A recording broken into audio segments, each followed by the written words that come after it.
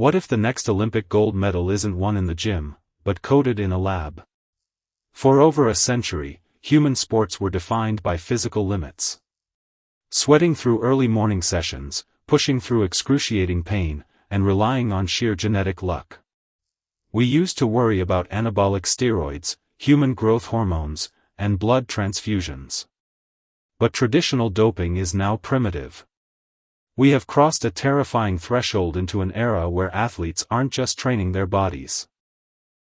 They are rewriting their fundamental biological blueprints. Welcome to Episode 9 of Sports Pulse 3.0.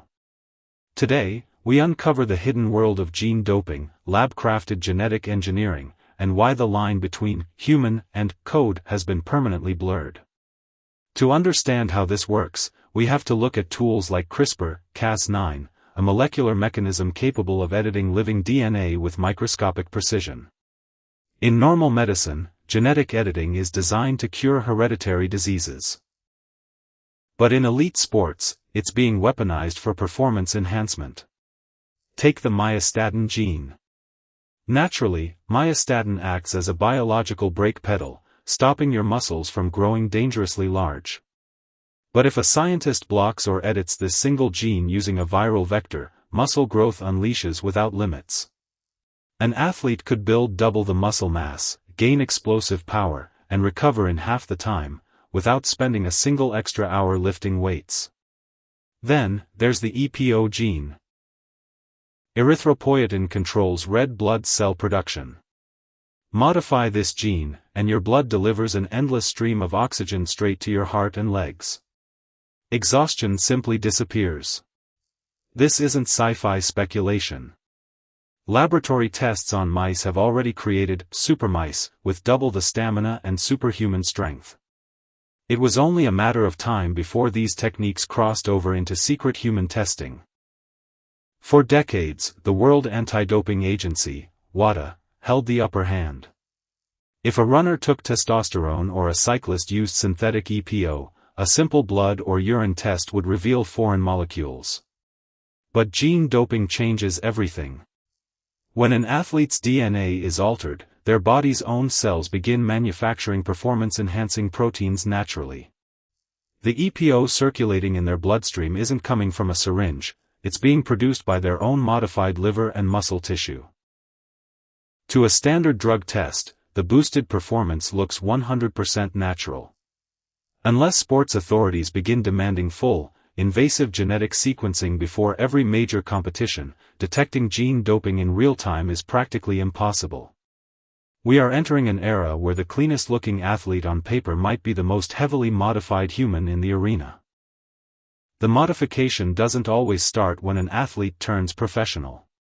The most controversial frontier is happening before birth, the era of the designer athlete. Sports academies and national programs across the globe are already utilizing advanced genetic screening. They scan children for specific genetic markers, like the famous ACTN3 gene, often dubbed the speed gene found in world-class sprinters.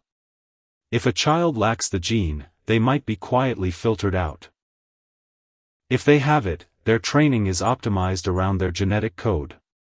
Combine genetic screening with embryo editing, and you arrive at a disturbing reality: nation-states and multi-million-dollar organizations engineering infants tailored specifically to dominate swimming, sprinting, or heavy lifting 20 years down the line. It transforms human athletes into manufactured products. This leads us to a profound ethical nightmare. If genetic modifications become the baseline requirement to compete at the highest level, what happens to natural talent? Does hard work lose all its value? Sports have always been a celebration of human determination and spirit. But when competitions are decided by who has access to the most advanced biotech laboratories and elite geneticists, sports stop being a test of human willpower. They become a war of corporate budgets and shadow research facilities. Worse yet, the health risks of unproven gene editing, ranging from organ failure to untreatable autoimmune responses, are being brushed under the rug in the relentless pursuit of victory. The era of natural human limits is coming to an end. Whether we accept it or not, biohacking and gene editing are quietly reshaping the future of athletic supremacy.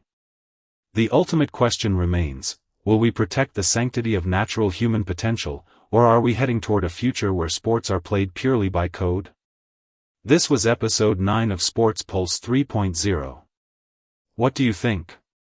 Should gene-edited athletes be banned forever, or is gene doping the inevitable next step in human evolution? Drop your thoughts in the comments below, hit that like button, and don't forget to subscribe for the final chapter of this series. Thanks for watching.